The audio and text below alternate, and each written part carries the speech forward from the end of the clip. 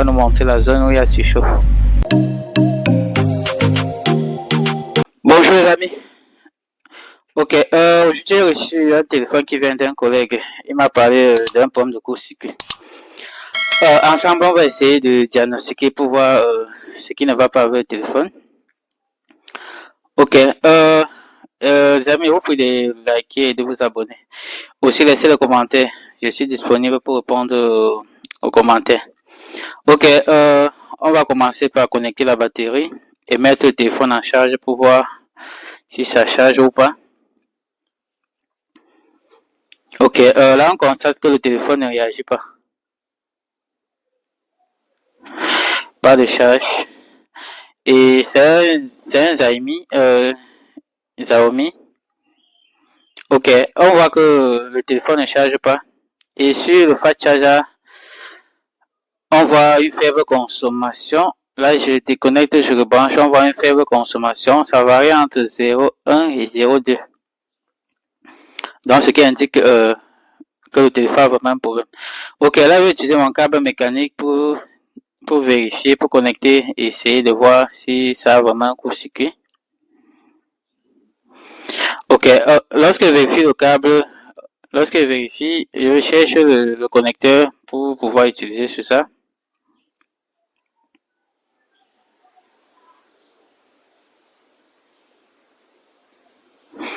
Ok, là je ne trouve pas un câble pour ça. Je vais directement connecter deux fils sur la carte mère pour pouvoir tester si c'est en court-circuit ou pas. Ok, avant je vais d'abord vérifier. On va d'abord vérifier pour voir si au niveau du connecteur de la batterie on a un court-circuit. Là, ça indique que c'est lié à la masse. Là, ça indique que c'est lié à la masse. Donc, on a les deux pins qui sont liés à la masse, ce qui indique bien sûr un court-circuit. Là, ça indique qu'on a un court-circuit. Bon, pour m'assurer, comme j'aime pas le connecter ici, je vais vérifier au niveau de la batterie pour voir qui est le plus, qui est le moins.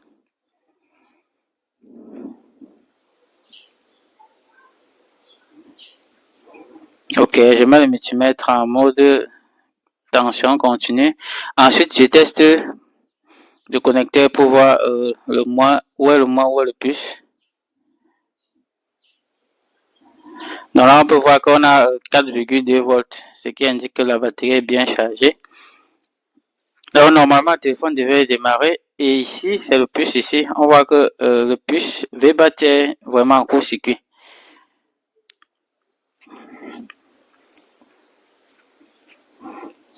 Donc on voit que là, on a vraiment un court-circuit sur la ligne VBAT.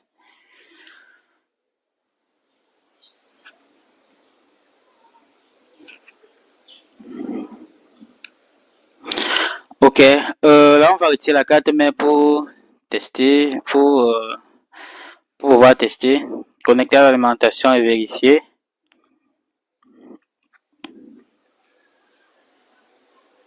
Ok, on va commencer par regarder la carte mère parce que lorsqu'on a un court-circuit comme ça peut être un condensateur qui a lâché et généralement certains sont visibles. Ok, on va d'abord regarder toute la carte mère pour voir si on n'a pas un problème quelque part. Ok, on regarde bien. Ok, là je ne vois rien. Là on va essayer. Là on va tester pour voir la ligne où on peut connecter l'alimentation et vérifier avec la caméra thermique. Donc on voit que le pin et le point là sont reliés. Ça veut dire qu'on peut directement brancher notre câble là pour vérifier, pour envoyer la tension et tester pour voir si ça réagit quelque part. Ok, on va connecter le câble d'alimentation.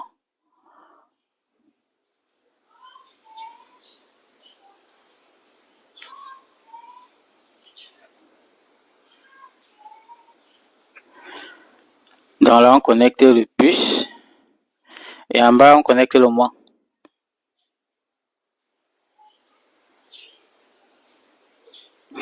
Ok, ensuite on va utiliser la caméra thermique pour pouvoir localiser, pour voir si on a une surchauffe quelque part.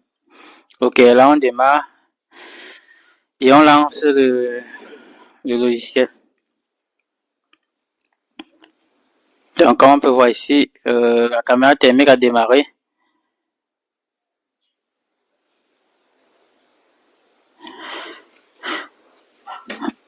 Ok, là avec l'alimentation, on va envoyer une tension pour voir si ça chauffe, si ça chauffe quelque part.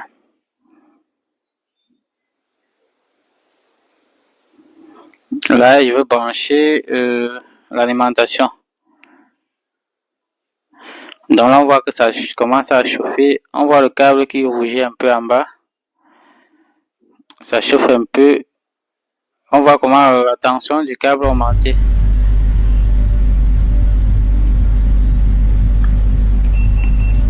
Mais au niveau de la carte, mais ça ne réagit pas.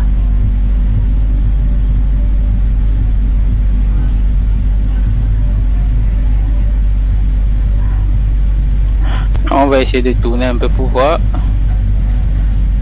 On voit juste le câble qui a rougi et on ne voit pas ailleurs un problème de consommation. Ok, là on va passer au shot killer. Je vais utiliser mon outil préféré pour pouvoir enlever le court-circuit là.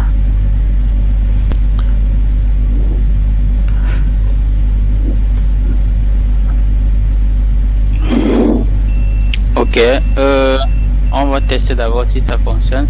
Ensuite, on va essayer d'injecter la tension. Là, on va utiliser le shot qui est la caméra thermique. Là, ça va nous montrer la zone où il y a surchauffe. Ok, là, lorsque j'envoie une tension, on voit que juste au bord, là, ça surchauffe un peu. On va tourner pour voir. Regardez, lorsque j'injecte là, on voit comment ça rougit légèrement au bord là. C'est-à-dire que le condensateur là se trouve derrière la carte mère. Ok, il va encore injecter, on va voir. On voit que ça chauffe juste au bout. Ok, là je vais augmenter la tension pour tuer le condensateur qui est en court-circuit. Donc là je vais envoyer une tension élevée.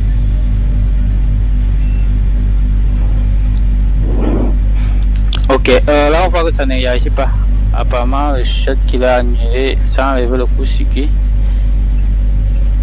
Je vais encore augmenter un peu la tension, essayer pour voir si c'est vraiment parti. Ok, là on constate que c'est parti. Maintenant je vais utiliser le multimètre pour tester si c'est vraiment parti ou si parfois si on a encore des résidus. Parce que généralement lorsque on a un condensateur qui est en court-circuit, ça se comporte un peu comme si c'était un fil conducteur. Le shot qui leur permet de couper. Parfois lorsqu'on coupe, il y a toujours un peu de résidus, ça ne coupe pas totalement. Et là lorsqu'on vérifie, lorsque je vérifie sur la ligne VPAD là, on voit que ça affiche 0,035, ce qui indique que le court-circuit n'est pas totalement parti. Là, il va encore augmenter la tension de shot killer pour injecter encore. Je suis passé à 1,3 volts. Là, il va encore injecter.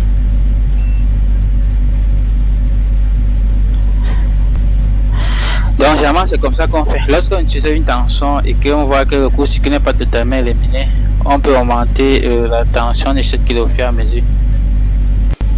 Donc là, j'augmente, j'injecte encore. Ensuite, maintenant, je vais essayer pour voir si la valeur qui affiche est bonne.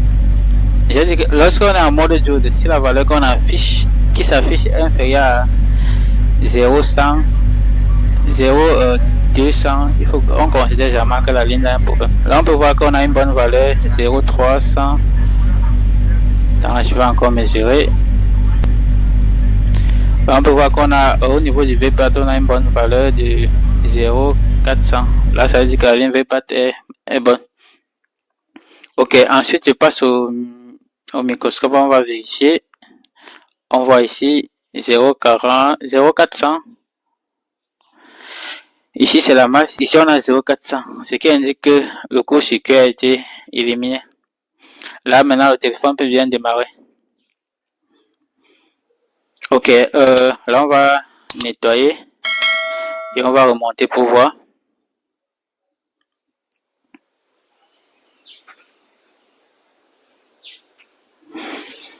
On va bien nettoyer. Ensuite, on va tester.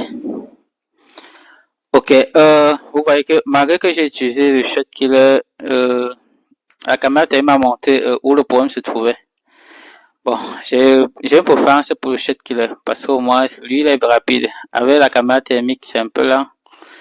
Et l'autre téléphone, on localise rarement le surchauffe. Ok, là, on va démarrer le téléphone. On voit que ça charge et puis on va démarrer pour voir si ça fonctionne très bien. Ok, le téléphone démarre.